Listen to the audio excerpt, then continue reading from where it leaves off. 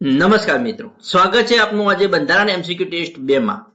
મિત્રો આજે ટેસ્ટ 2 માં આપણે બંધારણ સભાની સમિતિઓના અગત્યના પ્રશ્નો વિશે વાત કરવાની છે જે પરીક્ષામાં પૂછાવા લાયક છે। તો શરૂઆત કરીએ પ્રશ્ન નંબર 21 થી।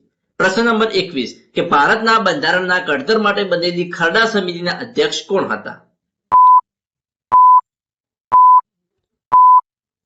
તો મિત્રો આપણો જવાબ રહેશે ઓપ્શન સી, ડોક્ટર બી.આર. આંબેડકર હતા। ખરડા સમિતિ બંધારણ સભાની સૌથી મહત્વની સમિતિ હતી અને ડોક્ટર ભીમરાવ આંબેડકર તેના અધ્યક્ષ હતા। તેથી તેમને ભારતીય બંધારણના પિતા તરીકે ઓળખવામાં આવે છે। જોઈએ આગળનો પ્રશ્ન નંબર 22। બંધારણ સભાની સંચાલન સમિતિના અધ્યક્ષ કોણ હતા? સંચાલન સમિતિના અધ્યક્ષ કોણ હતા?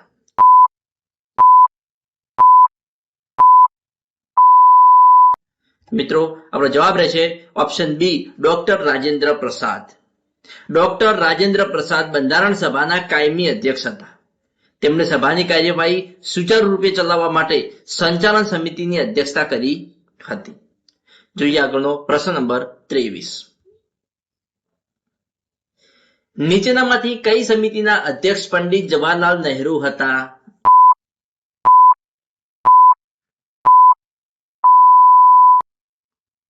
તો મિત્રો આપણો જવાબ રહેશે ઓપ્શન બી, સંઘ શક્તિ સમિતિના અધ્યક્ષ પંડિત જવાહરલાલ નહેરુ હતા।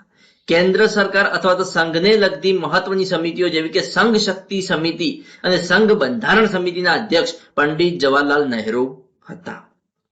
જોઈએ પ્રશ્ન નંબર, મિત્રો આગળનો પ્રશ્ન નંબર જોતા પહેલા જણાવી દઉં કે જો મારો વિડીયો પસંદ આવતો હોય તો વિડીયોને લાઈક કરવાનું અને જો ચેનલમાં નવા હોય તો ચેનલને સબસ્ક્રાઇબ કરવાનું ના ભૂલતા।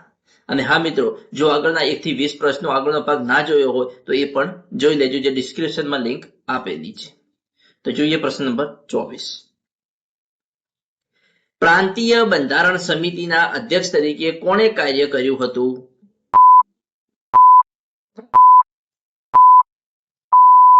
તો આપણો જવાબ રહેશે ઓપ્શન એ, સરદાર વલ્લભભાઈ પટેલ। સરદાર વલ્લભભાઈ પટેલ ભારતના દેશી રાજ્યોના વિલીનીકરણ અને પ્રાંતોને એકજૂથ કરવાનું કામ સરદાર પટેલે કર્યું હતું। તેઓ પ્રાંતીય બંધારણ સમિતિના અધ્યક્ષ હતા। જોઈએ પ્રશ્ન નંબર 25। મૂળભૂત અધિકારો અને લઘુમતીઓ માટેની સલાહકાર સમિતિના વડા કોણ હતા?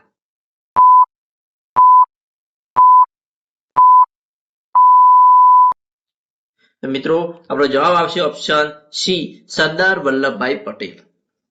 મૂળભૂત અધિકારો, લઘુમતીઓ અને આદિવાસી વિસ્તારો માટેની આ એક મોટી સલાહકાર સમિતિ હતી જેના વડા સરદાર પટેલ હતા અને આ સમિતિ અંતર્ગત અન્ય નાની ઉપસમિતિઓ પણ બનાવવામાં આવી હતી। જોઈએ આગળનો પ્રશ્ન નંબર 26। ખરડા સમિતિમાં અધ્યક્ષ ઉપરાંત અન્ય કેટલા સભ્યો હતા?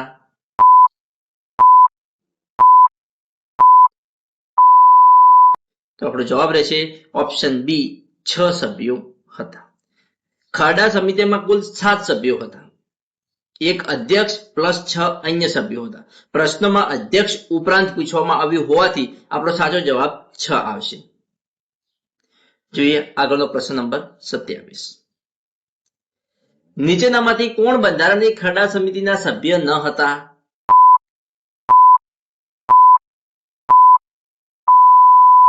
તો મિત્રો આપણો જવાબ રહેશે option D, doctor Rajendra Prasad. Doctor Rajendra Prasad બંધારણ સભાના પ્રમુખ હતા પરંતુ તેઓ ખરડા સમિતિના સભ્ય ન હતા। ખરડા સમિતિમાં આંબેડકર ઉપરાંત મુનશી, આયંગર, અય્યર અને સાદુલ્લા વગેરે જેવા સામેલ હતા। જોઈએ આગળનો પ્રશ્ન નંબર 28 કે મૂળભૂત અધિકારોની ઉપસમિતિના અધ્યક્ષ કોણ હતા?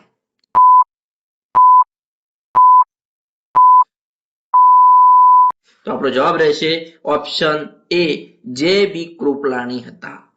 સરદાર પટેલની અધ્યક્ષતા વાળી મુખ્ય સલાહકાર સમિતિ હેઠળ મૂળભૂત અધિકારોની ઉપસમિતિ રચાઈ હતી અને જેના અધ્યક્ષ આચાર્ય જે કૃપલાણી હતા। જોઈએ પ્રશ્ન નંબર 29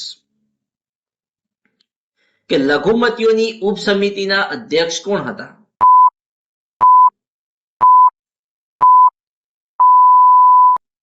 તો આપણો જવાબ રહેશે option B, H C Mukherjee.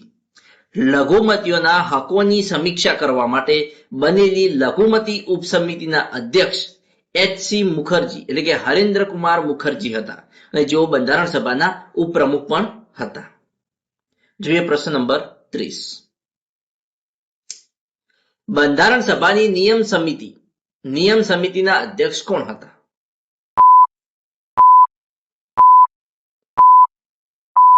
તો આપણો જવાબ રહેશે ઓપ્શન બી ડોક્ટર રાજેન્દ્ર પ્રસાદ હતા.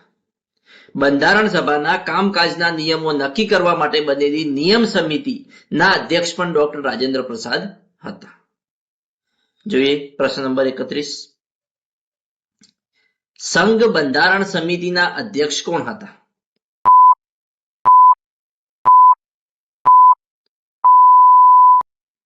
તો આપણો જવાબ રહેશે ઓપ્શન એ જવાહરલાલ નહેરુ. સંઘ એટલે કે કેન્દ્રના બંધારણનું માળખું તૈયાર કરવા માટેની સંઘ બંધારણ સમિતિના વડા પંડિત જવાહરલાલ નહેરુ હતા. જોઈએ પ્રશ્ન નંબર 32. બંધારણ સભાના કાર્યો માટેની સમિતિના અધ્યક્ષ કોણ હતા?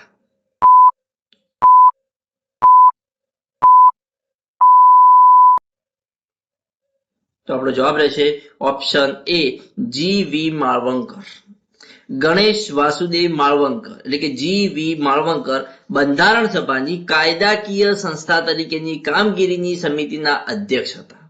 તેઓ આઝાદ ભારતના પ્રથમ લોકસભાના અધ્યક્ષ પણ બન્યા હતા. જોઈએ પ્રશ્ન નંબર 33. રાષ્ટ્રધ્વજ માટેની તદર્થ એડ હોક સમિતિના અધ્યક્ષ કોણ હતા?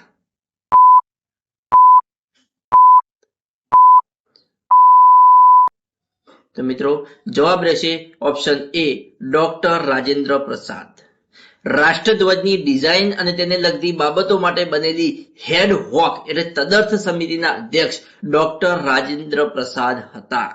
મિત્રો રાષ્ટ્રધ્વજની ડિઝાઇન અને તેને લગતી બાબતો માટે કઈ સમિતિની રચના કરવામાં આવી હતી? તો એડ હોક સમિતિની રચના કરવામાં આવી હતી અને એ સમિતિના અધ્યક્ષ ડોક્ટર રાજેન્દ્ર પ્રસાદ હતા.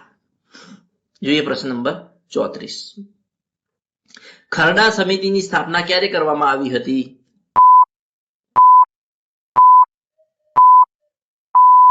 તો આપણો જવાબ રહેશે ઓપ્શન બી 29 ઓગસ્ટ 1947 ના રોજ કરવામાં આવી હતી. ભારત આઝાદ થયાના થોડા દિવસો બાદ એટલે કે 29 ઓગસ્ટ 1947 ના રોજ બંધારણનો મુસદ્દો એટલે કે ખરડો તૈયાર કરવા માટે આ સમિતિની સત્તાવાર રચના કરવામાં આવી હતી. જોઈએ પ્રશ્ન નંબર 35. બંધારણ સભાના કાયદાકીય કે બંધારણીય સલાહકાર કોણ હતા?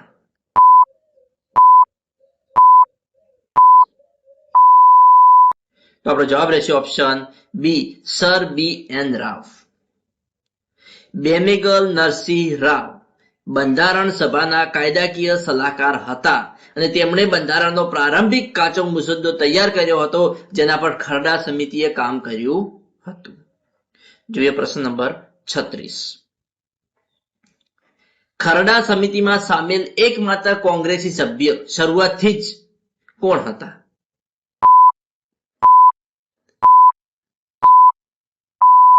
તો મિત્રો આપણો જવાબ રહેશે કે.એમ. મુનશી. કનૈયાલાલ માણેકલાલ મુનશી જે ગુજરાતના જાણીતા સાહિત્યકાર પણ છે. ખરડા સમિતિમાં સામેલ એકમાત્ર એવા સભ્ય હતા કે જેઓ મૂળભૂત રીતે જ ભારતીય રાષ્ટ્રીય કોંગ્રેસના સભ્ય હતા. જે પ્રશ્ન નંબર 37. ખરડા સમિતિના સભ્ય ડી.પી. ખેતાનનું 1948માં અવસાન થતા તેમના સ્થાને કોની નિમણૂક થઈ હતી?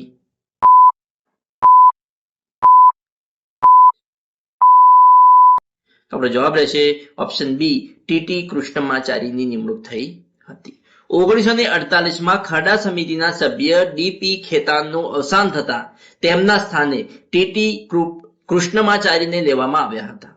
તેવી જ રીતે બી.એલ. મિત્તલની નાદુરસ્ત તબિયતના કારણે તેમના સ્થાને એન. માધવરાવ આવ્યા હતા. કોણ આવ્યા હતા? એન. માધવરાવ. કોની જગ્યાએ આવ્યા હતા? તો કે બી.એલ. મિત્તલની નાદુરસ્તીના કારણે. જોઈએ પ્રશ્ન નંબર 38. ગૃહ સમિતિના અધ્યક્ષ કોણ હતા?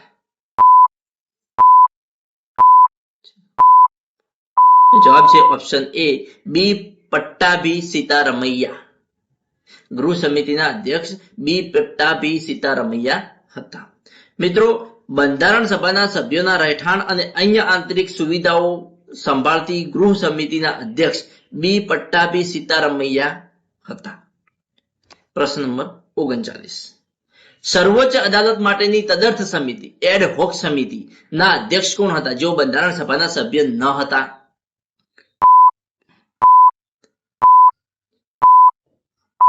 તો આપણો જવાબ રહેશે ઓપ્શન એ, એસ વરદાચાર્યા. કોણ હતા? એસ વરદાચાર્યા. એસ વરદાચાર્યા સર્વોચ્ચ અદાલત માટેની તદર્થ સમિતિના અધ્યક્ષ હતા અને તેઓ બંધારણ સભાના ચૂંટાયેલા સભ્ય ન હોવા છતાં આ સમિતિના વડા બનાવાયા હતા. જોઈએ પ્રશ્ન નંબર 40 કે ઉત્તર પૂર્વ સરહદી આદિજાતિ વિસ્તારો અને આસામના બાકાત રાખેલા વિસ્તારો માટેની ઉપસમિતિના અધ્યક્ષ કોણ હતા?